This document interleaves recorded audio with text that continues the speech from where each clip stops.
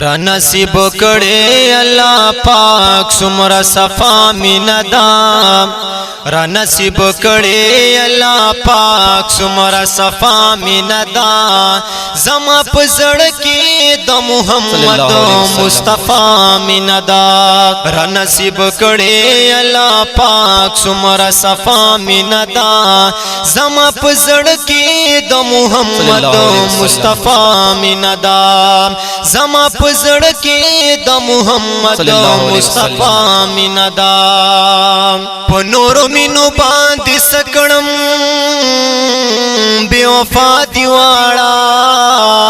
په خیر لتنا چې ودا مینه خطا دیواړه لو وفا ډکا د زما خلیا کا میندا